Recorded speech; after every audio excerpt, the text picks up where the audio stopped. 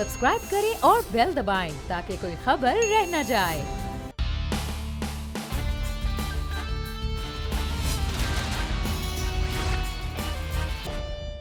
अस्सलामुअलैकुम। Special report with Mudassar Iqbal के साथ हाजिर खिदमत है। नाज़रीन, कराची जिसे पाकिस्तान का सबसे बड़ा शहर कहा जाता है, मुआशी हब कहा जाता है, लेकिन अफसोस इस शहर के साथ शायद सुतेलों जैसा सलूक ही साल से हो रहा है। यहाँ पर चंद सड़कों के अलावा इस बड़े शहर जिसकी 2.5 से 3 करोड़ की आबादी है, इस शहर के साथ इस तरह सुतेलों का सलूक है कि जैसे ही आप मेन सड़क से किसी अंदर की सड़क पर जाएंगे वहाँ हालत इतनी बुरी है कि ना पानी का बेहतर निज़ाम है, ना सीवरेज का बेहतर निज़ाम है, ना सड़कें वहाँ बेहतर तौर पर बन चुकी हैं और चाइना कटिंग के नाम पर आधा शहर इस वक्त पूरा कंक्रीट का जंगल तैयार हो चुका है। लाखों लोग उसमें बसते हैं, उनको कैसे निकाला जाए? ये पूरी साल की केएमसी की और यहाँ की हुकूमतों की, एडमिनिस्ट्रेटर्स की, सबकी मेहनतें हैं कि इस शहर को किस तरह से बर्बाद किया जाए। अब इस शहर के आबाद करने के हवाले से हर हुकूमत, हर एडमिनिस्ट्रेटर वो दावे करते आए हैं। अब जब एडमिनिस्ट्रेटर के तौर पर पाकिस्तान पीपल्स पार्टी के मुर्तज़ा वहाब साहब आए हैं तो ये कहा जा रहा है कि एक तब्दीली और एक चेंज आएगा। पहला महीना गुजरा, चेंज तो नहीं खैर बहरहाल आया। जो नई आने वाली बारिशें हैं उससे भी पूरी तरह से नबर्द आज़मा नहीं हो पाए। चले पहला महीना है, लेकिन आती जो उन्होंने एक बड़ा फैसला किया है वज़ीर आला सिंध से मिलकर, वो है कि कराची के लिए अब रेवेन्यू जनरेट किया जाए। वो किस तरह से होगा?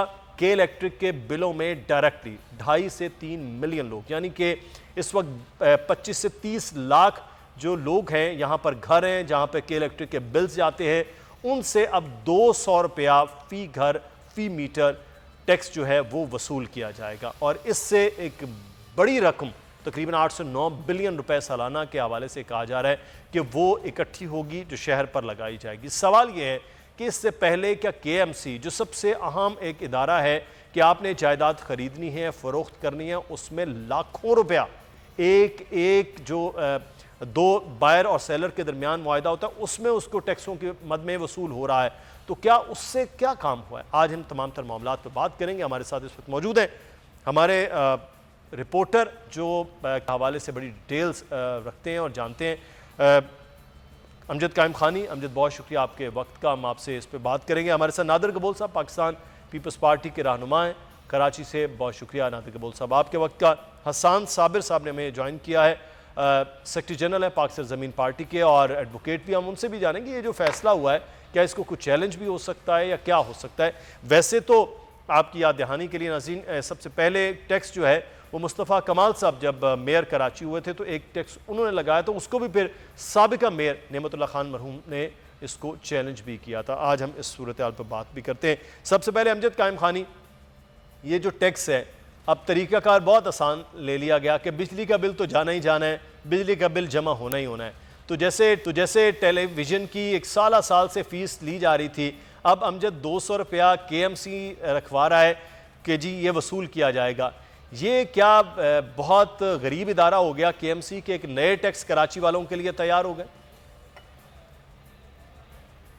बात है नहीं। बेसिकली देखें, अगर के इलेक्ट्रिक का लेकर चलें तो के इलेक्ट्रिक एक निजी कंपनी है। निजी कंपनी ठीक है, इससे पहले पाकिस्तान टेलीविजन की मद में जो है 50 रुपए जरूर वसूल कर रही है और इसमें भी कोई मजाका नहीं है कि अगर किसी और इदारे का टैक्स जो है वो अगर के इलेक्ट्रिक वसूल करे, लेकिन उसको वफाक के मातहत एक इदारा है, सिंध गवर्नमेंट को इसकी लामहला वफाक से मंजूरी लेनी पड़ेगी। अच्छा, दूसरी बात ये मुदस्सिर कि अगर ये टैक्स लोग समझते होंगे कि शायद केएमसी वसूल ही ना करती हो, तो ऐसा नहीं है।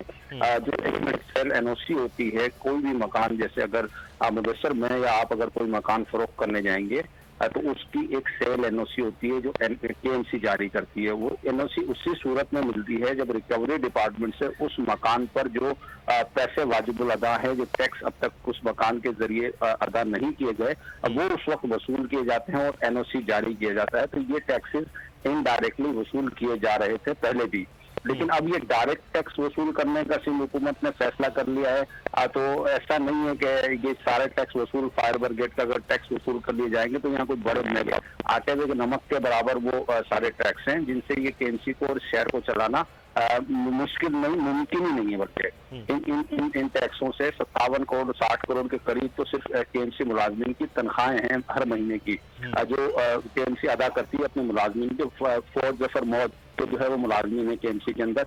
और अगर आप ये टैक्स वसूल कर भी ले के इलेक्ट्रिक के बिल के जरिए, तो जो लोकल टैक्स के जो लोग हैं, जो अफरादी कुव्वत है, क्या उनको फिर घर बिठा दिया जाए या उनको मुफ्त तनख्वाह दी जाएगी किसी काम न करने की? तो ये सारी सूरत हाल है। फैसला जरूर हुआ है लेकिन इतना आसान नहीं है इस पर अमल दरामद कराना और इसको इम्प्लीमेंट करना इतना आसान नहीं है। लोग सड़कों पर आ जाएंगे, बाहर आ जाएंगे इस सारे मामले पर। तो ये सारी चीजें इस तरह हैं और अब इस पर एक वो किया जा रहा है और बताया जा रहा है कि इससे पहले जो कोई मेयर थे या जो नाज़मीन थे वो खुदा ना खास्ता ये टैक्स वसूल नहीं करते थे। ये टैक्स वसूल पहले भी हो रहा था डायरेक्टली। और दूसरा इसके अंदर मुदस्सिर एक चीज और भी है, जो किराएदार है, किसी भी घर में कोई किराएदार अगर रह रहा है तो वो मालिक मकान का टैक्स क्यों अदा करेगा? बिल्कुल, इसका क्या मैकेनिज्म होगा? इसका क्या मैकेनिज्म होगा? कोई किराएदार रह रहा है तो मालिक मकान का टैक्स क्यों अदा करेगा और मालिक मकान उसको कैसे पे करेगा? तो ये सारी चीजें हैं, बहुत सी कानूनी पेचीदगियां हैं। आपकी गेस्ट यहाँ मौजूद हैं, हसन साबिर साहब भी वकालत करते हैं, वो इस हवाले से कानूनी पहलू बता देंगे। पीपल्स पार्टी के रहनुमा पीपल्स पार्टी की पोजीशन क्लियर करेंगे। लेकिन मैं अमजद आप हमारे साथ रहिए, क्योंकि मैं कुछ ये है कि आमदन जो है वो केएमसी की कितनी है टैक्सेस की मद में, इस पर भी आपसे मजीद बात करते हैं। पर उसको हम देखते हैं कि जो एनएफसी का बहुत ज़्यादा वावेला होता है, सूबाई हुकूमतों का वफाकी हुकूमतों से गिला भी होता है, क्या एनएफसी के बाद पीएफसी की भी तकसीम कहीं नज़र आती है कि ज़ली हुकूमतों को, ज़ली इंतज़ामिया को ये टैक्स उस तरह से सूबाई हुकूमतें देती हैं? नहीं, इस पर भी हम बात करेंगे।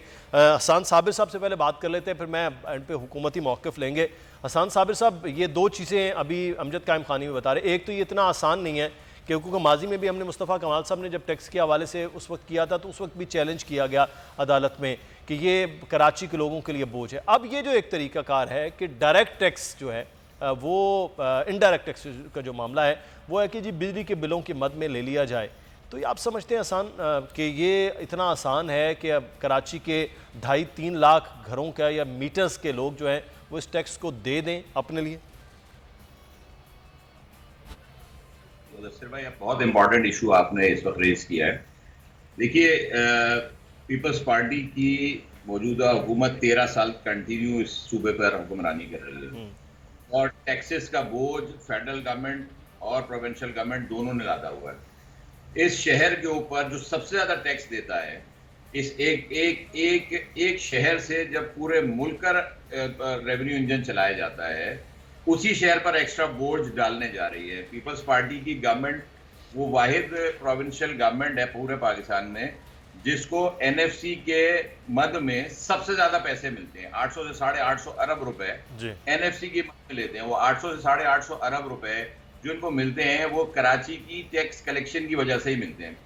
ये अब आप इनका पूरा अगर 13 साल का बजट उठा के देखें तो 10,242 अरब रुपए इन्होंने कागजों पर खर्च किए। 10,242 अरब रुपए 13 साल के बजट में है।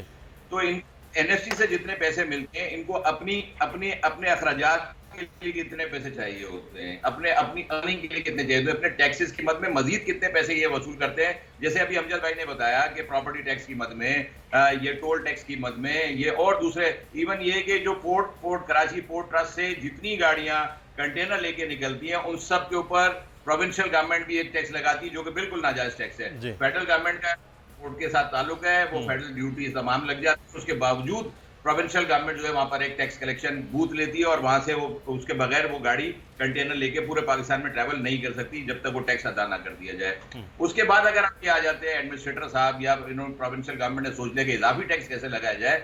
आपने बिल्कुल राइटली अभी बताया कि मुस्तफा कमाल भाई ने अपने टेन्योर में इंफ्रास्ट्रक्चर टैक्स इंट्रोड्यूस कराया था कि कराची के अंदर जितना भी अखराजात हो रहे हैं उनको मेंटेन करने के लिए एक इंफ्रास्ट्रक्चर टैक्स लगाया था और उस टैक्स को बाद में खत्म कर दिया गया।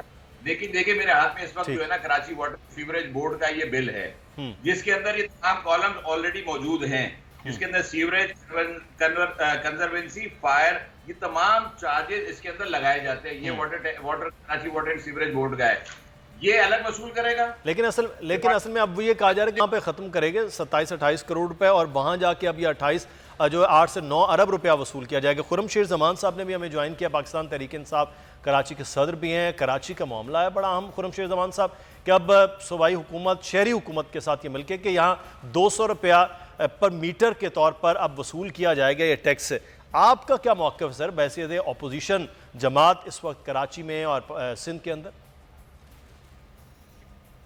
अच्छा देखिए, दुनिया भर के अंदर ना लोगों को एतराज नहीं होता टैक्स देने के ऊपर, क्योंकि लोगों को इस बात पे यकीन होता है कि जब वो टैक्स देंगे तो उसके उनको फैसिलिटीज मिलेंगी, उनको बेसिक नेसेसिटीज मिलेंगी। लेकिन हम सुबह सिंध के अंदर ये होते हुए देख नहीं रहे। आज नहीं, पिछले 13 साल से जब तक पाकिस्तान पीपल्स पार्टी जब से इक़्तिदार के अंदर है, हमें वो फैसिलिटीज मिली नहीं है। मैंने कि सूबे के अंदर ना पीने का पानी है, ना स्कूलों में तालीम है, ना अस्पतालों में इलाज है, ना ही लॉ एंड ऑर्डर है, और ना ही 13 साल के अंदर की एक बस फराम कर सके जिसके जरिए आवाज लगे। सैनिटेशन के इशू जो है वो हद तक हमें हल नहीं होते।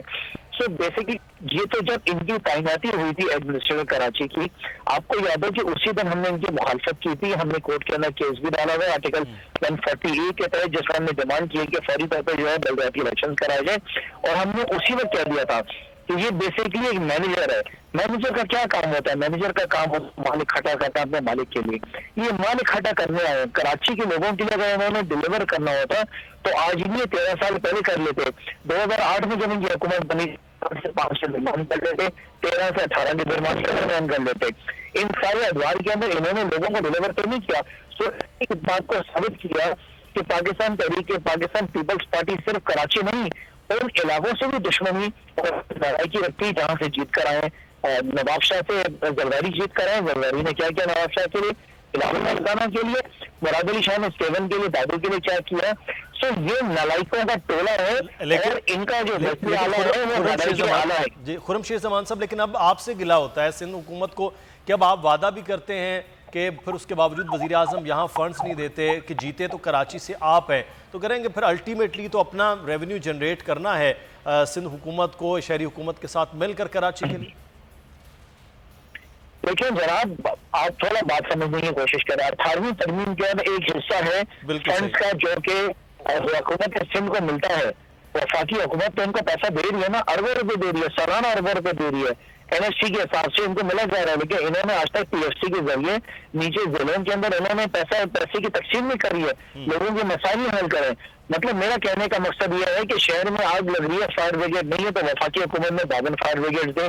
शहर में जो है ट्रांसपोर्ट का निजाम नहीं है तो वफाकी हुकूमत जो है वो आपको दे रही है। शहर में बारिशें हो जाती हैं, बरसाती नाले भर जाते हैं, शहर डूब जाता है, वफाकी हुकूमत 35 अरब रुपए खर्च करके आपको बरसाती नाले सर ठीक करके दे रही है। शहर के अंदर सड़कों का निजाम खराब है, वफाकी हुकूमत ने नॉर्थ पार्कोबाद में 6 ब्रिज बनाए, नेपी रोड मुकम्मल किया, 6.4 किलोमीटर का निश्ता रोड मुकम्मल किया, नंगोपी रोड बना रही है। ये काम हमारे थोड़ी है। मतलब हमने पूरे पाकिस्तान को कोविड की वैक्सीन जो है फ्री ऑफ कॉस्ट 0 प्राइस पे हमने दे दी। पूरे सूबे सिंध में हमने कोविड की वैक्सीन दी। ये तो मशहूर है वज़ीर आज़म के, यहाँ पे तो आपको कुत्ता काट जाएगा ना सूबे सिंध में, तो आपको रेबीज की वैक्सीन नहीं मिलेगी। तो पैसा तो इनको हुकूमत अपनी मजबूरियों के तहत के कराची में वोट दिया खड़ी हुई है, हम तो मजबूर हमने कराची के लिए काम करना है। लेकिन जो पैसा इनको ऑलरेडी मिल रहा है, क्या उसमें लोगों को डिलीवरी मिल रही है नहीं मिल रही? तो ये 200 रुपए जो ये बता रहे हैं, ये 300 करेंगे, ये 500, ये 1000 करेंगे, ये सब माल बनाने के तरीके हैं। कराची के तो बच्चे कराची आइट को तो नौकरी नहीं देते हैं, ये कराची के लिए काम करेंगे। लिहाजा पाकिस्तान पीपल्स पार्टी की सिंध हुकूमत से कोई तवक्को नहीं है। ये नलायकों का टोला है, इन्होंने कुछ काम नहीं करना है। तो देखिए सियासी जमातों का क्या मकसद है, एक टारगेट होना चाहिए सियासी जमातों का। देखिए मुझे बड़ा अफसोस है इस बात का, प्रेस कॉन्फ्रेंस होती है, तमाम अपना एजेंडा देती है, लेकिन आज तक कोई सियासी जमात हमारे अलावा अदालत नहीं गई। हमने तो अदालत में जाके आर्टिकल 40A के तहत एक पिटीशन जमा कराई, जिसमें हमने डिमांड की है कि आइन कहता है कि जब बलदियाती टेन्योर पूरा होता है तो 120 दिन के अंदर इलेक्शन कराना है। आज 11 महीने तक इलेक्शन नहीं हुए, तो प्रेस कॉन्फ्रेंस तो होती है, अपनी बातें भी की जाती है, लेकिन जो सही फोरम है वहां पर जाके आवाजें उठाई जाती है। हमें यकीन है इस बात का कि हमारी इस पेटिशन के थ्रू जो है इस सूबे सिंध के अंदर आपके बलदियाती इलेक्शन होंगे, और जाहिर है कि फिर जो जीत कर आएगा, लोगों के वोट लेकर आएगा, लोगों की खिदमत करेगा, डिलीवर वो करेगा। फैसला भी उन्हीं को करना चाहिए जो एक अवामी हुकूमत हो कि इस पर टैक्स लगना है नहीं लगना। ये अब एडमिनिस्ट्रेटर जो हैं वो एक अवामी नुमाइंदे तो नहीं है, वो तो एक एडमिनिस्ट्रेटर के तौर पर लगाएंगे। नादिर गवोल साहब, 13 साल पर बहुत ज़्यादा आप लोगों को बताया जाता है कि 13 साल में न सर आप पानी दे सके, न ट्रांसपोर्ट दे सके, न शहर को बेहतर कर सके, तो 13 साल तो बड़ा लंबा अरसा होता है। उसमें तो तकरीबन 10,000 से ज़ायद अरब रुपया है जो है वो कहते कहाँ लगाए? देखिए 13 साल में जो पहले 5 साल थे वो तो MQM के हवाले था ये शेयर अनफॉर्चुनेटली। तो MQM उससे पहले भी मुशर्रफ के दौर में भी कंट्रोल में थी। ये जो PSP के भाई हैं इनके लीडर मुस्तफ़ा कमाल साहब यहाँ के मेयर थे उस वक्त MQM के कोटा पे। तो उस वक्त तो आप छोड़ दें, चाइना कटिंग का अरूज भी उसी दौर में था। मैं अभी की बात कर रहा हूँ। अभी देखें हमेशा से रोना ये था तमाम मेयर्स का कराची के कि सिंध हुकूमत के साथ कोऑर्डिनेशन अच्छी नहीं है। तो अभी हमने एक बोल्ड स्टेप लिया है कि अपना ही हमने एडमिनिस्ट्रेटर लगाया, क्योंकि देखें इसके बाद गुंजाइश पीपल्स पार्टी के पास भी नहीं रहेगी कोई बहाना बनाने की। अगर कराची में अगर हम अभी परफॉर्म नहीं करते मुर्तज़ा वहाब के होते हुए, तो पीपल्स पार्टी का भी फिर दूध का दूध पानी का पानी हो जाएगा, क्योंकि एडमिनिस्ट्रेटर भी हमारा, सूबाई हुकूमत भी हमारी। हाँ, ये अलग बात है कि यहाँ से 13 पहले 14 MNAs थे। वज़ीर आज़म इमरान खान साहब खुद यहाँ से जीते थे और फिर कभी मुड़ के देखा नहीं इस शहर को। और अब 13 MNAs है PTI के। ये अलग बात है कि यहाँ के जो सीट जीती है PTI ने, वहाँ से हमें कोई सपोर्ट नहीं मिल रहा। इमरान खान साहब ने पहले साल अनाउंस किया था 165 अरब रुपए का, जब अवाम उसमें भी मतलब अवाम को 1 रुपया उससे नहीं मिला। उसके बाद फिर उन्होंने उससे ज़्यादा बड़ी एक छोड़ी मारी, बोला कि 1100 अरब रुपए दूंगा। तो 1100 अरब क्या, अगर ये 11 रुपए भी इस शहर पे खर्च करते तो हम कहते हैं भाई कुछ तो इन्होंने हक अदा किया, जो वोट्स मिले उसका, मगर कुछ नहीं किया इन्होंने परफॉर्म। तो उसके बाद मजबूर होकर हमने एक बोल्ड स्टेप लिया है कि हमने, हालांकि हमें पता था कि ये लोग कोर्ट जाएंगे हमारे खिलाफ, हमें बिल्कुल आइडिया था कि ये चैलेंज करेंगे इस डिसीजन को, मगर फिर भी हमने बोला कि नहीं, हमने इस कराची शहर के लिए परफॉर्म करना है। और रिसेंटली भी आपने देखा कि बेहतर तो तरीका नादिर गवुल साहब यही था ना, आप जमहूरियत की बात सबसे ज़्यादा पाकिस्तान पीपल्स पार्टी करती, जमहूरी तरीक़ाकार हो, इलेक्शन हो, जो अवामी नुमाइंदा हो वो आकर बैठे और वही फैसले करे। ये तो डिक्टेटरशिप वाला स्टाइल है, ये तो आपको तो सूट ही नहीं करता। नहीं, हम इलेक्शन भी कराएंगे। अभी कैंटोनमेंट बोर्ड्स की भी इलेक्शंस हो रहे हैं और हमें उम्मीद है कि जो कराची की जो कैंटोनमेंट्स की जो वोटर्स हैं, चाहे CBC के हो जाएं, चाहे मलीर कैंट के हो जाएं, चाहे कराची कैंटोनमेंट के हो जाएं, तो उनके सामने भी अभी PTI की 3 साल की परफॉर्मेंस आ गई है। यही CBC जिसके अंदर क्लिफ्टन और डिफेंस आता है, खुर्रम शेख जमान साहब इसके बेशक डिफेंस के MP नहीं है, ये कुछ हिस्सा क्लिफ्टन का आता होगा इनके सीट के अंदर, मगर जो डिफेंस के MP हैं जो शहजाद साहब हैं, वो भी कोई कुछ नहीं कर सके। बल्कि आरिफ अलवी साहब और जो गवर्नर है इमरान इस्माइल साहब, दोनों यहाँ से डिफेंस से जीत कर फिर एक प्रेसिडेंट बन गए, एक गवर्नर बन गए। तो उनको इमरान खान साहब को याद दिलाना चाहिए कि भाई 1100 अरब रुपए का आपने वादा किया है, और कम से कम CBC और DHA ये तो वफाकी इदारों की बात है ना। नादिर साहब, लेकिन ये अब 3 साल का गिला है, लेकिन 13 साल का आप सवाल का जवाब नहीं देना चाहते। वफाकी हुकूमत पर ये रगड़ा कि जनाब ये थोड़ा सा माजी का पहलू बताया ना कि 13 साल में ये इल्जाम तराशियां होती थी। 13 साल में शहरी हुकूमत के पास कितने इख्तियारात थे, आप कितने इख्तियारात थे वो आप में, और 13 साल में पहले MQM के मुस्तफ़ा कमाल के दौर में कराची के हालात कदरे बेहतर थे। ये सूरत हाल नहीं थी जो आज सूरत हाल है। ये मुस्तफ़ा कमाल के बाद जो सूरत हाल ख़राब हुई होगी। वसीम अख्तर साहब के दौर में कराची की बहुत बुरे हालात थे, लेकिन मसला ये है कि उससे पहले आप उसको इस तरह से कंपेयर ना करें। जो सूबाई हुकूमत के काम थे, यहाँ पर ट्रांसपोर्टेशन का काम सूबाई हुकूमत का, शहरी हुकूमतों का नहीं है। ये आप भी बेहतर तौर पर जानते हैं, आइनी तौर पर यहाँ वो सूरत हाल वो यहाँ नज़र ही नहीं आई है कि एक 5 साल में PTI वहाँ पर एक BRT बना ली, जैसे भी उन्होंने बना ली। पंजाब हुकूमत में आपके होते हुए जब आप वफाकी हुकूमत में थे 2008 से 2000, उस वक्त 2010 में उन्होंने मेट्रो बना ली थी लाहौर के अंदर। उसके बाद 10 सालों में उन्होंने 3 मेट्रो बना ली पंजाब वालों ने। हमारे पास कराची में तो कोई भी आवाम के लिए मंसूबा भी नहीं बन पाया। देखिए, आपके जो बाकी 2 सवाल थे टैक्स से मुतल्लिक और इलेक्शन, जो लोकल बॉडीज़ के इलेक्शन से मुतल्लिक, मैं इन दोनों का भी जवाब देना चाहता हूँ कि सबसे पहली बात ये है कि मैं दुनिया के बड़े शहरों में रहा हूँ, चाहे लंदन हो चाहे न्यूयॉर्क हो। मैं खुद वहाँ पे रहता था, और क्योंकि मैं स्टूडेंट था तो मैं वहाँ पे सिटी टैक्स भी देता था। आपको जो टैक्स कटता है, हर शहर का अपना एक सिटी टैक्स होता है जो सिटी के ऊपर ही खर्च होता है। तो कराची का भी एक अपना टैक्स सिस्टम होना चाहिए जो वफाक से हटके और सूबे से हटके कराची का एक सिटी टैक्स होना चाहिए जो कराची शहर पे खर्च हो, क्योंकि कराची एक मेगा सिटी है। आप दुनिया के बड़े शहरों से इसका कंपैरिजन कर सकते हैं। 3 करोड़ से भी शायद हो सकता है ज़्यादा आबादी हो। और इलेक्शन पे मैं आना चाहता हूँ कि इलेक्शन हम तब भी कराएंगे जब सही मायनों में इस पूरे पाकिस्तान का बशमूल सिंध और बशमूल कराची का एक प्रॉपर सेंसस हो, जिसकी वजह से हमें पता चल सके, जिसकी बुनियाद पे हमें पता चल सके कि क्या आबादी है यहाँ पे, रिप्रेजेंटेशन होनी चाहिए। उसके बाद मुझे ब्रेक के लिए कहा जा रहा है नादिर भाई, मैं कहना चाह रहे हैं बार बार लुकमा जी, एहसान साहब मुझे ब्रेक लेना है, फिर ब्रेक के बाद मजीद बात करते हैं जी। पीटीआई की गवर्नमेंट हो या पीपल्स पार्टी की गवर्नमेंट हो, ये दोनों एक दूसरे पर ब्लेम गेम कर रहे हैं और इस ब्लेम गेम में शहरी पिस रहा है। ये 1100 अरब रुपए हो, 162 अरब रुपए हो, ये जितने भी अरब रुपए हो भाई, कराची के लोगों को कुछ नहीं मिल रहा है।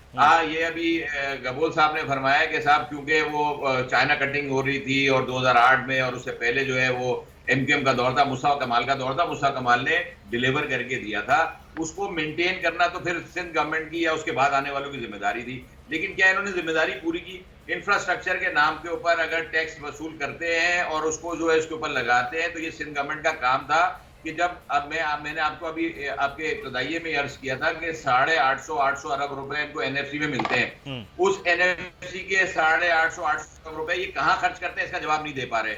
ये सिर्फ घुमा देते हैं कि जी वहां पर जो है वो चाइना कटिंग हो रही थी और एमकेएम के हाथ में सारा कराची शहर था। तो जब तक आप ये जवाब देते रहेंगे, शहर का कोई हाल बेहतर नहीं हो सकेगा।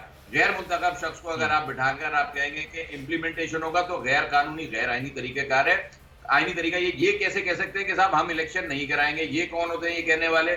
आइन के आर्टिकल 140A के सब क्लॉज 2 के अंदर लिखा हुआ है कि इलेक्शन कमीशन ने इलेक्शन करवाना है। भाई इलेक्शन कमीशन एक आजाद इदारा है, इंडिपेंडेंट इदारा है। सर वो तो सेंसस के साथ जो छोड़ दिया गया आसान साहब, वो तो 9 मन तेल होगा नशेगी, तो ये तो बड़ा मुश्किल कराची के लिए हो गया। कराची में इलेक्शन बहुत ज़रूरी है इस वक्त, सिटी डिस्ट्रिक्ट गवर्नमेंट के लिए इलेक्शन होना बहुत ज़रूरी है। खुरम शेर जमान साहब भी हमारे साथ मौजूद हैं जी। हम बात करेंगे एनएफसी में बहुत ज़्यादा बात होती है, पीएफसी किधर चला गया है, वहाँ क्यों बात नहीं होती? ब्रेक लेते हैं छोटा जी।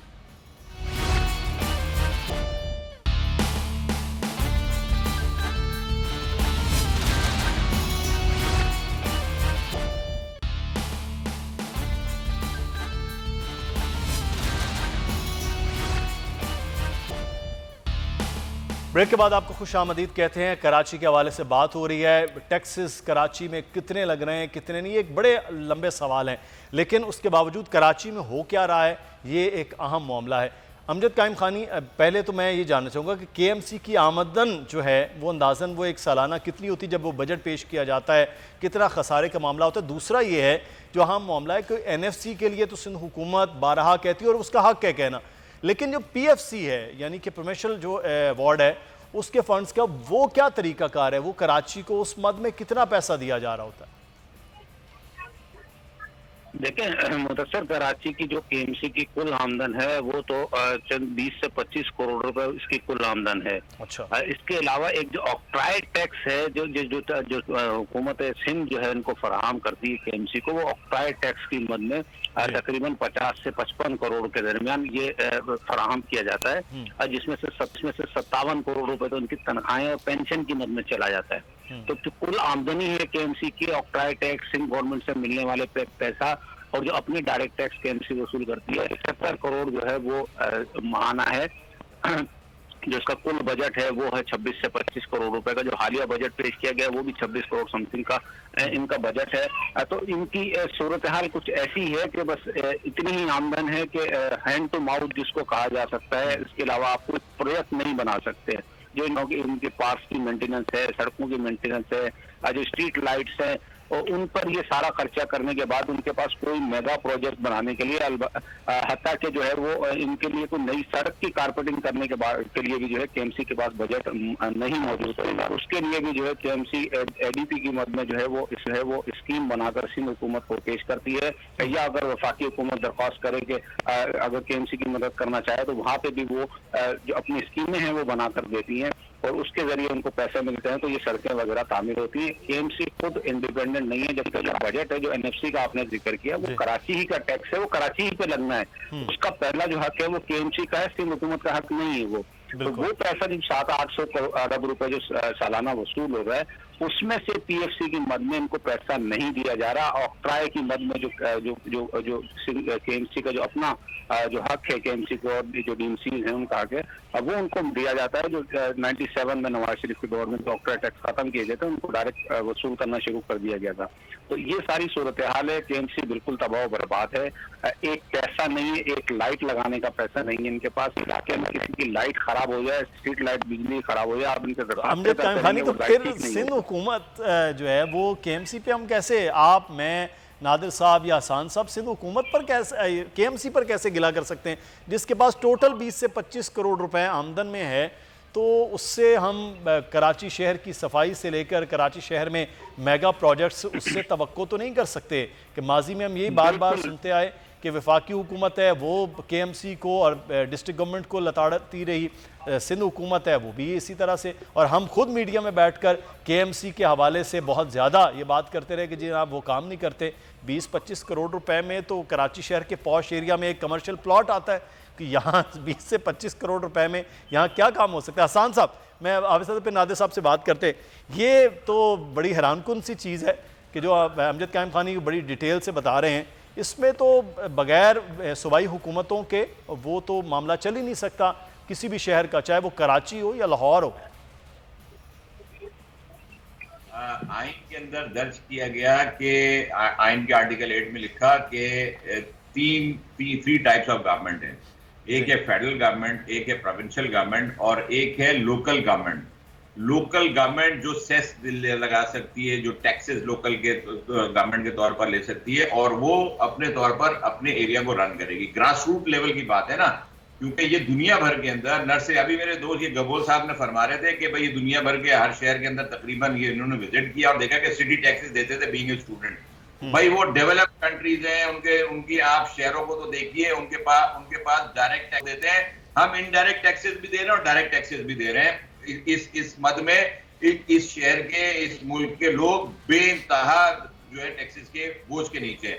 लिहाजा ये दुनिया भर के अंदर टैक्सेस वसूल किए जाते हैं। पाकिस्तानी भी टैक्स देता है, एक रोटी खरीदता है तो भी टैक्स देता है, पानी की बोतल पीता है, जो पानी उसको वैसे मिलना चाहिए, अपने नलकों में मिलना चाहिए, वो वाटर टैंकर के जरिए मिलता है। अच्छा, अब ये वाली जो बात है कि ये हुआ क्या, जब थर्ड टियर ऑफ गवर्नमेंट की बात आई तो चाहे वो पीटीआई की गवर्नमेंट हो, पीपल्स पार्टी की गवर्नमेंट हो या नून लीग की गवर्नमेंट हो, ये जब भी फेडरल गवर्नमेंट के अंदर गए इन्होंने जाके लोकल गवर्नमेंट को फारिग कर दिया, खत्म कर दिया। आप पीटीआई की गवर्नमेंट से ये उम्मीद नहीं रखिए कि वो भी कोई लोकल गवर्नमेंट के इलेक्शन पूरे पाकिस्तान में करा देगी।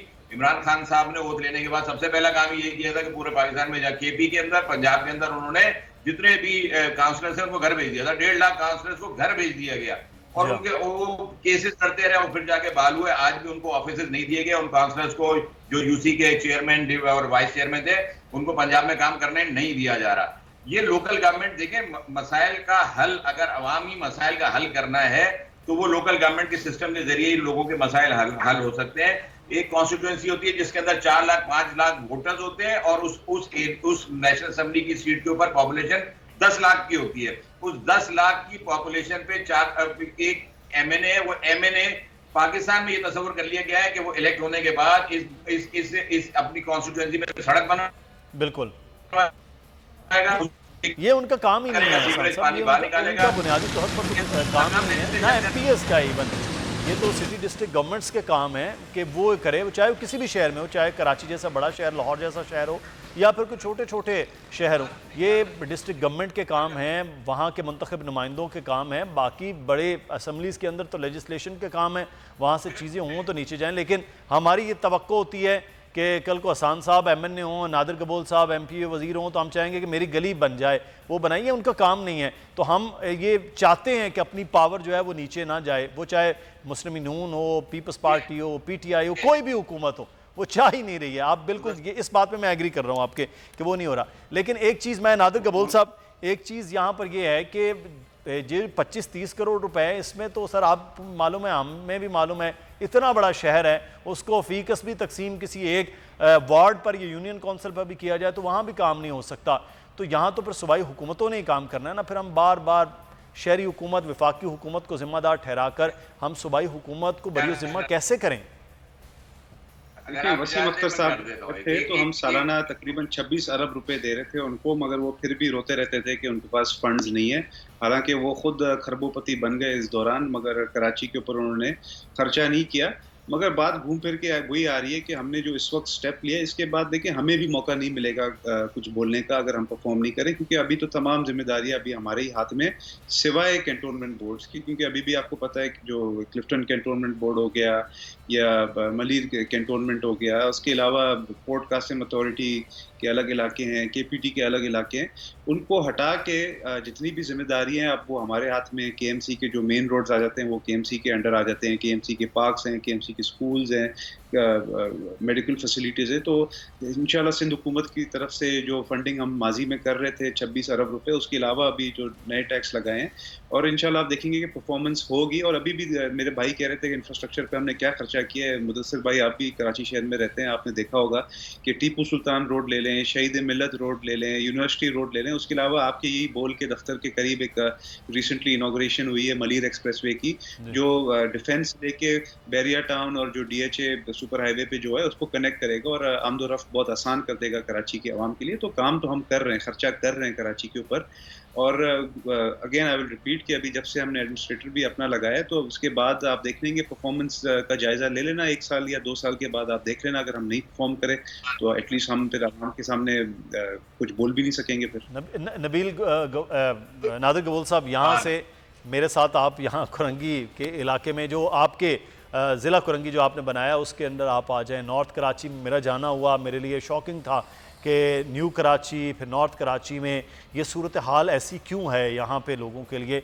ये बहुत शॉकिंग था मेरे लिए कि मैं पिछले 6 साल से इस शहर में आमदन, कारोबार, लोगों की इतनी जो मेहनत है, उसके बावजूद इस शहर के अंदर जो उनको रिटर्न्स में मिल रहा है वो मेरे लिए 6 साल में बहुत हैरान कुन है कि जब मैं कुछ चंद पॉश एरिया से निकल के जब हम बाहर जाते हैं तो ये शहर वो शहर नहीं लगता जो इस शहर का शहरियों का हक है, जिस शहर के लोग कमाते हैं, इस शहर के लोग सबसे ज़्यादा टैक्स देते हैं। तो इस कम टैक्स के बावजूद बाकी शहरों में नादिर गबूल साहब सहूलियात कदरे बेहतर हों, यहाँ ना हो, तो ये बड़ी हैरान कुन है। अगर हमारे दोस्त पंजाब से आकर यहाँ देखें कि यार इतना बड़ा शहर, इतना कारोबार, मैं तो काम के लिए आया था तो मैं हैरान हो गया हूँ कि यहाँ तो हमारे लिए सड़कें और चीज़ें भी बेहतर नहीं हैं।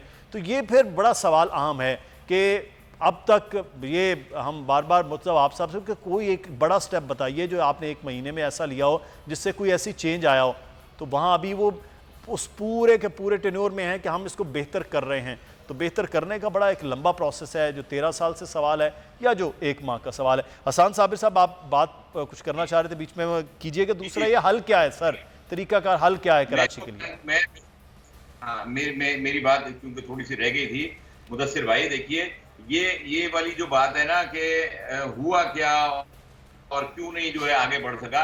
2010 में जो 2001 में जो कानून नाफिज किया गया था परवेज मुशर्रफ साहब के दौर में, और जिसके तहत इस शहर के अंदर बेहतरी आई थी, जिसमें मुस्तफा कमाल साहब जो है वो इस शहर के नाजिम थे, 2010 में वो लैप्स कर गया। उसके बाद 2013 में पीपल्स पार्टी ने एक कानून का निफाज किया जिसको कहा सिंध लोकल गवर्नमेंट एक्ट 2013, जो इंतहाई काला कानून है, जिस कानून के तहत मेयर के ऊपर, अब वो मैं पूरे सिंध की बात कर रहा हूँ, पीपल्स पार्टी सिंध की बात कर रहा हूँ, इस काले कानून के तहत कराची से लेकर कश्मीर तक जितने भी मेयर्स हैं, जितने भी डिस्ट्रिक्ट चेयरमैन हैं, वो सब जवाबदेह हो जाते हैं लोकल गवर्नमेंट के मिनिस्टर के, उसके अंडर में चले जाते हैं। वो उसके बगैर कोई पीसी1 नहीं बना सकते, वो उसके बगैर कोई डेवलपमेंट नहीं करा सकते। सारा का सारा इख्तियार उन्होंने अपने पास रख लिया।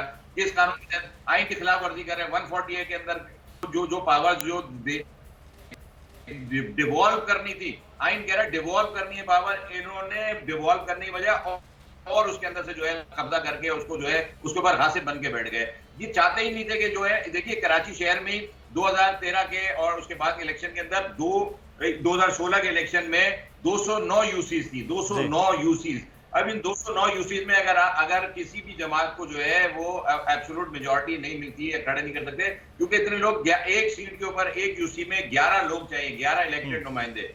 वो एक छोटी सी कॉन्स्टिट्यूएंसी में अपने काम को ज्यादा बेहतर अंदाज में कर सकते हैं। जो मैं अभी थोड़ी देर पहले आपसे अर्ज कर रहा था कि 10 लाख की कॉन्स्टिट्यूएंसी में एक एमएनए या एमपीए 5 लाख की कॉन्स्टिट्यूएंसी में बेहतर काम करेगा, या वो जो 20 से 25 हजार की कॉन्स्टिट्यूएंसी में एक काउंसलर खड़ा होगा, जाके यूसी चेयरमैन से लेके एक general counsellor, women counsellor, student, ये तमाम लोग, जब 11 लोग होंगे उस टीम के अंदर, वो बेहतर तरीके से काम कर सकते हैं, या एक आदमी सर इसमें तो दो राय नहीं है कि जब तक थर्ड ईयर गवर्नमेंट नहीं होगी आपके बुनियादी मसाइल हल नहीं हो सकते हैं। वजीर आला से, वजीर आजम से गिले हो सकते हैं लेकिन मसाइल हल नहीं कर सकते। ये थर्ड ईयर गवर्नमेंट होगी, छोटा शहर हो या बड़ा शहर हो, मसला हल तब ही होगा।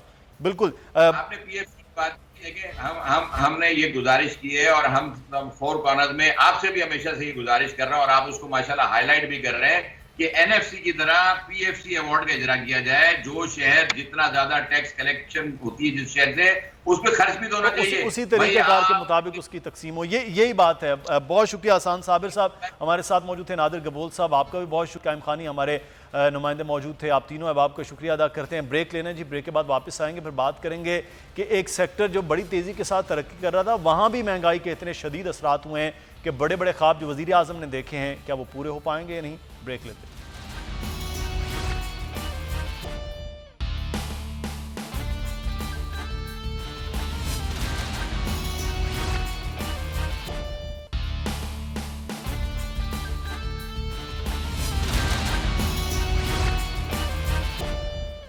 ब्रेक के बाद आपको खुश आमदीद कहेंगे। वज़ीर आज़म इमरान खान ने सस्ता घर स्कीम के हवाले से और मेरा पाकिस्तान मेरा घर स्कीम के हवाले से स्कीम्स लॉन्च की। लोगों ने सोचा अब चीज़ें आसान हो रही हैं, बैंक से भी कर्ज हो रहा है, वज़ीर आज़म भी घर दे रहे हैं और इसी में जो प्राइवेट बिल्डर्स हैं उन्होंने बड़ी तेज़ी के साथ काम भी किया। वज़ीर आज़म को उन्होंने घर के पूरा प्रोजेक्ट्स भी दिए कि इतनी लागत में ये घर बन सकता है, लेकिन अफसोस इस बात का है कि एक साल के अंदर अंदर जो तामीराती लागत है वो इतनी ज़्यादा बड़ी है कि वही जो 29-30 लाख रुपए में बनने वाला घर है वो अब तकरीबन 40 लाख रुपए में तैयार होगा। ये सस्ते तरीन घरों की बात कर रहे हैं और अगर आप घर अपना बना रहे हैं तो फिर इसमें जो सूरत हाल आपको दरपेश होगी दो चीज़ों में, एक जो स्टील है सरिया जिसे हम उर्फ़े आम में बोलते हैं, दूसरा सीमेंट है, इसकी कीमतों में इजाफा हुआ। सरिये की सिर्फ बात की जाए क्योंकि ये बहुत ज़्यादा इम्पोर्ट हो रहा है तो 1,10-15 हज़ार रुपये टन जो था वो अब 1,80,000 टन पर पहुंच चुका है। इतनी तेज़ी के साथ अगर ये तमीराती लागत में इजाफा होगा तो फिर एक आम आदमी के लिए घर बनाना मज़ीद मुश्किल होगा। और साथ ही साथ जो पाकिस्तान में हुकूमत पाकिस्तान ने तामीराती शोबे में बेहतरी लाने के लिए अमनेस्टी दी थी, अब वो भी ख़त्म होगी और उसके बाद ये मज़ीद एक धचका होगा। हम इस पर बात करेंगे। हमारे साथ मौजूद है चेयरमैन आबाद आरिफ जीवा साहब। बहुत शुक्रिया आरिफ जीवा साहब आपके वक्त का। जीवा साहब, ये इतनी तेज़ी के साथ ये बढ़ा है जो सरिया, बुनियादी तौर पर वजूहात क्या हैं? पहले भी तो आ रहा था लेकिन ये चंद महीनों में यानी कि जनवरी से लेकर आज हम सितंबर में बात करते तो तकरीबन ये कोई 50 से 60 हज़ार लागत बढ़ गई है इसकी फी टन। ये बिल्कुल ऐसे ही है। देखें इसकी सबसे बड़ी वजह जो स्टील मैन्युफैक्चरर्स बताते हैं, वो कहते हैं जी दुनिया में वर्ल्ड में जो है वो कोविड के वक्त से जो है वो अभी तक जो है वो स्क्रैप का रेट बढ़ रहा है। अच्छा, अभी कुछ दिनों पहले स्क्रैप का रेट घटा भी, लेकिन इन्होंने जो है वो प्राइस नीचे नहीं की बल्कि 6,000 रुपये बढ़ा दी। स्क्रैप का रेट बढ़ा, कोई उसमें दो राय नहीं है, लेकिन इसमें जो है वो स्टील मैन्युफैक्चरर्स जो है वो चल पड़े हैं सीमेंट मैन्युफैक्चरर्स की डगर पे। जैसे उन्होंने कार्टेल बनाया और हम चीखते रहे पिछले 2-3 सालों से, इस गवर्नमेंट के साथ भी पिछली गवर्नमेंट के साथ भी हम बातचीत करते रहे कि जी ये कार्टेल को तोड़ें और ये कार्टेल जो है ये कंस्ट्रक्शन इंडस्ट्री को नुकसान दे रहा है। जिस जमाने में सीमेंट की कीमत जो है वो कराची में तकरीबन 450 रुपये हुआ करती थी तो इस्लामाबाद जो है वो 380 रुपये का सीमेंट मिलता था। तो फिर जो है वो मीडिया पे ये चलना शुरू हुआ कि जी इस्लामाबाद क्यों 380 का दे रहा है और कराची क्यों 450 का दे रहा है। तो इधर भी फिर इन्होंने कार्टेलाइजेशन की और यहाँ पे 450 का रेट कर दिया। अब ये है कि जो रेट कराची में होते हैं वही इस्लामाबाद में होते हैं और इस वक्त अफसोस ये कि सीमेंट का रेट भी तकरीबन 680 और 670 और 690 रुपए पे जा रहा है। स्टील की जहां तक बात है, गवर्नमेंट से इन्होंने जो है वो स्टील मैन्युफैक्चरर्स ने कुछ सालों पहले जब रेट कम था, दुनिया के अंदर स्टील का रेट कम था, हमारे यहाँ ज्यादा था, तो इन्होंने जो है वो कस्टम ड्यूटी में इजाफा करवाया इंपोर्ट पे, नए स्टील पे, फाइनल फिनिश्ड गुड पे, और आरडी लगवाई इन्होंने जो है वो आरडी और एआरडी लगवाई ताकि जो है वो लोकल इंडस्ट्री जो है वो प्रमोट हो। हमने भी उसका साथ दिया कि ठीक है लोकल इंडस्ट्री प्रमोट होनी चाहिए। लेकिन आज जब स्क्रैप का रेट बढ़ गया है दुनिया के अंदर और दुनिया में स्टील महंगा हो गया है, तो ना यहाँ पे गवर्नमेंट आरडी खत्म करने को तैयार है, ना एआरडी खत्म करने को तैयार है, ना स्टील मैन्युफैक्चरर जो है इसकी कोशिश कर रहे हैं। दूसरी बात ये कि जब 1 लाख रुपए टन सरिया था तो गवर्नमेंट 17% जो है वो टैक्स लेती है इसके ऊपर, सेल टैक्स लेती है 17%। तो जब गवर्नमेंट 1 लाख रुपए पे 17,000 रुपए ले रही थी पिछले साल, आज 1,70,000 रुपए रेट हो गया है, तो गवर्नमेंट के पास तकरीबन जो है वो 30,000 रुपए टैक्स आ रहे हैं पर टन पे। तो हम बार बार ये रिक्वेस्ट कर रहे हैं कम से कम आप जो है उसका तो उधर से तो लोगों को रिलीफ देंगे जी, आप 17% की जगह 10% आप टैक्स लें, 8%, ताकि आपका फिगर वही 17,000 रुपए का है। आप गवर्नमेंट जो है वो ना तो कार्टेलाइजेशन को तोड़ना चाहती है। ये बड़े इंपॉर्टेंट आपने बात की, कार्टेलाइजेशन और फिर जो डब्स का मामला वो चल रहा है, तो सेल्स टैक्स भी है, फिर जो आरडी वाला आप बात कर रहे हैं वो भी हो रहे। कफील अहमद हमारे नुमाइंदे हमारे साथ मौजूद हैं, बिजनेस रिपोर्टर। कफील, ये बड़ी तेज़ी के साथ ये जो इजाफा हुआ है, अब ये बस इसी तरह से चलता रहेगा? ना हुकूमत जिस तरफ से आरिफ जी साहब कह रहे हैं ना वो तवज्जो कर रही है, और जो कार्टेल बन गया वो तो फिर अपनी मर्जी से चीज़ें कर चलाएगा।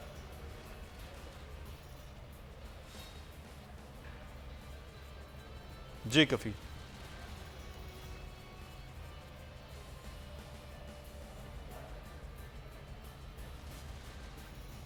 जी कफील, आप सुन सकते हैं?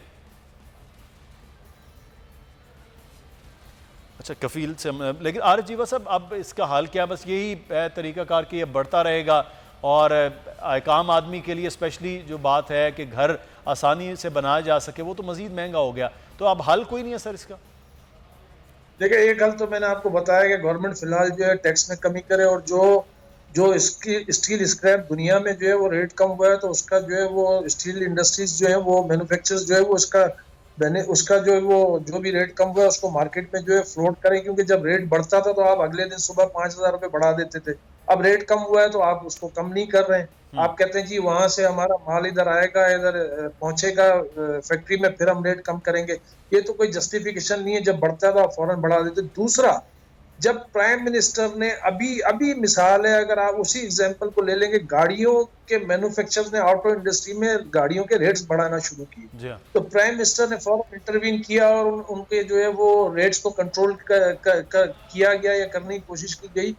तो स्टील इंडस्ट्री में क्यों प्राइम मिनिस्टर को रोका जा रहा है इंटरवीन करने के लिए? वो कौन से लोग हैं, या वो कौन सी ब्यूरोक्रेसी है, कौन सी मिनिस्ट्री है, वो कौन लोग हैं जो प्राइम मिनिस्टर को इधर इंटरवीन करने नहीं दे रहे? इसकी देखे ना, नुकसान तो सिर्फ आम आदमी को है ना। हम भी तो 1,70,000 टन सरिया लेके एक आम आदमी पे उसका बोझ डालेंगे। हम कैसे जो है वो हाउसिंग दे सकते हैं, हम कैसे सस्ता घर दे सकते हैं, कैसे गवर्नमेंट जो है अगर 25 लाख रुपए में एक आम आदमी के लिए घर डिजाइन कर रही है तो उसको कैसे कंप्लीट करेगी? नहीं कर सकती। बिल्कुल, ये प्रोजेक्ट बंद। मैं आपका ये बयान जो है वो देख रहा था, आरिफ जीवा साहब जो कह रहे हैं कि जो 21 लाख का घर वज़ीर आज़म के लिए डिज़ाइन आपने किया था वो बढ़ता हुआ 25 और 25 से 31 तक पहुंच चुका है। अच्छा, कफील अहमद हमारे बिजनेस रिपोर्टर हमारे साथ मौजूद हैं। कफील, ये जिस तरह से आरिफ जीवा साहब भी कह रहे हैं कि कार्टेल है वो इतना मजबूत है कि वज़ीर आज़म अभी तक इंटरवीन नहीं कर पाए हैं, और ये स्टील इसी तरह से बढ़ रहा है, कोई चेक एंड बैलेंस में नहीं है। ना हुकूमत अपने टैक्सेस को मामलात को नीचे लाना चाह रही है, ना ये कार्टेल जब इंटरनेशनल मार्केट में नीचे आता है तो ये ना नीचे कर रहे हैं। सर, ये तकरीबन 10 माह के नंबर्स हैं कि इसमें जो है वो 70,000 रुपए का इजाफा हुआ है, और इस वक्त जो नंबर्स आए हैं वो 1 लाख तकरीबन 70 से 80,000 रुपए टन जो है वो सरिया पहुंचेगा। और इसी तरह अगर हम सीमेंट की बात करें तो उसमें भी जो फी बोरी पैक है वो इस वक्त तकरीबन 670 से 680 के दरमियान जो फरोख्त किया जा रहा है। और ये जो इजाफा है ये कोई बहुत तकरीबन 2 साल से नहीं हो रहा, बल्कि ये अभी 8, 9 और 10 माह के दौरान जो हुआ, जब से वज़ीर आज़म ने बाकायदा हाउसिंग स्कीम को अनाउंस किया था, उसके बाद से ये सिचुएशन है। देखना ये है कि वज़ीर आज़म पाकिस्तान ये आबाद के साथ कंसर्न है इस हवाले से। उनका कहना ये है कि जो कार्टेलाइजेशन है उसको ब्रेक करने के लिए प्राइम मिनिस्टर की जो स्कीम है उसको फरोग दिया जाना इस वक्त जरूरी है। और जब ये इतना महंगा हो जाएगा, जो पैदावारी लागत है उसमें दुगना इजाफा जो है वो इस वक्त हो जाएगा। आरिफ जीवा साहब भी जिस तरह बात कर रहे हैं फैयाज रियाज साहब, तो ये एक बहुत बड़ा जो है वो अलमी है कि इस वक्त जबकि वज़ीर आज़म ने गरीब लोगों के लिए, जो मुतवस्सित तबके के लिए एक हाउसिंग स्कीम को अनाउंस किया था, और उसके बाद ऐसी सिचुएशन और गवर्नमेंट इसको रोकने में ताहाल नाकामयाब है। अब देखना ये है कि ये प्राइस कहाँ जाके रुकती है, इसलिए कि तकरीबन को हर 1.5 हफ्ते के दौरान देखने में आ रहा है। और ये प्राइस कहाँ ये फौरी तौर पर इंटरवीन ना हुआ कफील, तो ये तो चीज़ें इसी तरह से बढ़ती रहेंगी। बहुत शुक्रिया कफील अहमद हमारे साथ मौजूद थे। आरिफ जीवा साहब साबिक चेयरमैन आबाद हमारे साथ मौजूद थे। अब देख रहे हैं कि जब तक हुकूमत इंटरवीन नहीं करती ये मामला आम आदमी के लिए हल नहीं होंगे। अपना ख्याल रखिए कि मुदस्सिर इकबाल को इजाज़त दीजिए। अल्लाह हाफ़िज़।